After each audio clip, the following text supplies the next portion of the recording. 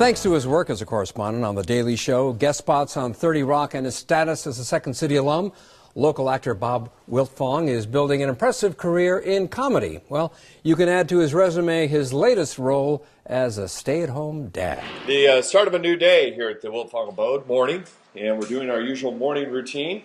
Our youngest there is playing with the doorstop. You can do that all day long. And our oldest, doing what he usually does, watching Mickey with a swim diaper on outside of his pajamas. Because that Mickey Mouse... Bob Wiltfong's new one-man show, The Manny Diaries, tells just what it takes to parent when you have no idea what you're doing. Here with some highlights is Bob Wiltfong. Bob, I have to first of all, welcome to Chicago tonight. Thank you. But doesn't every new parent have no idea what he or she is doing? Clueless. Even with warnings from friends and family saying you should be concerned about what change is about to happen, my wife and I got really cocky. We turned to those same friends and said, hey, we have a dog, okay? We take out that dog, we take the dog to the vet, we clean up its accidents. We're going to be just fine with the baby. Oh, yeah. Yeah. Oh, yeah. No big deal. You know? Not even a clue. Yeah. The Manny Show. Define Manny. The Manny is a combination of the word nanny, your traditional kind of helper in the house with young, small children mostly, and a man, because that's what I am. So you take those two together, you got the Manny, a guy who stays at home with kids, never intended on being in this role, but this is what life has dealt me, so that's what I am. And the show is a combination of storytelling and video clips. Is there a story that you tell during the show that generates the most feedback?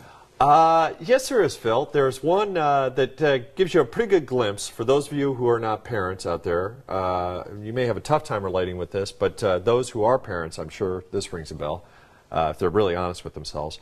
I tell a story in the show about one day while having my two oldest kids in the minivan, having very extreme urges to go to the bathroom myself, and figuring out that I didn't have the time to unload the kids to take care of those urges. And I know it's public television, so you can read between the lines. I had to pull over into a bowling alley parking lot, get out of the minivan, and hurriedly relieve myself while my kids stayed in the minivan. And Daddy, what are you doing? Yeah. It wasn't a proud moment, Phil. It really wasn't. But that gives you a little insight into my world and some of the stories I share. Not a proud moment necessarily, but a very real one. Well, yes. In this clip, something every parent has dealt with, and that is a toddler that won't stop crying.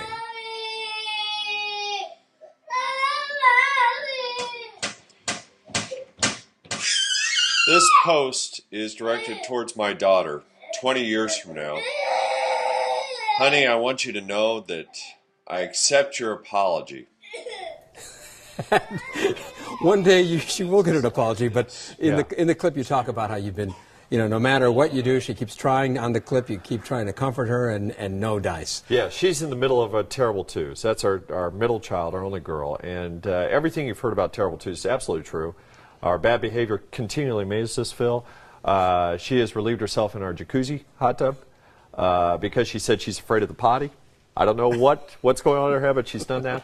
And she has taken a blue ink stamp and stamped her face with ink, looking like an extra from the movie Braveheart when she was all done. And it makes you, as a parent, I would imagine, having had not exactly the same things happen to me, but along those lines, it really does make you feel like you are out of your element. You have no control. Yeah. It is chaos, and you've got to learn to live with chaos. Is everything in your show true? Yes, with one minor tweak. There's one little story in there where it's actually, and this is artistic license, if you will. It's actually an anecdote from one of my friends with their children that I own as my own in the show, simply because it makes for a better joke. And can you give us the anecdote real quick? Sure. This is a friend of mine whose child, for whatever reason, confused the phrases, you crack me up and you're nuts. So whenever the child heard somebody say something funny, they would said, you crack my nuts. So I took the artistic license and assigned that to my own children to just give it a little bit more punch in the show. But outside of that, everything else is absolutely spot on. Well, one of the questions you ask rhetorically is, what do you do when a toddler swallows the light bulb from a flashlight? All right, what do you do? You interrupt your Saturday weekend, and you go to the emergency room, and you take x-rays of that belly to verify that she has or has not swallowed the light bulb. I won't spoil the surprise. She is fine now. But that is one of the stories in the show where I detail that visit to the emergency room with her. Well, you know, just about every parent has made a visit to the emergency room Oh for my gosh. something, something along those lines. Have piled into the minivan and done it. Yes.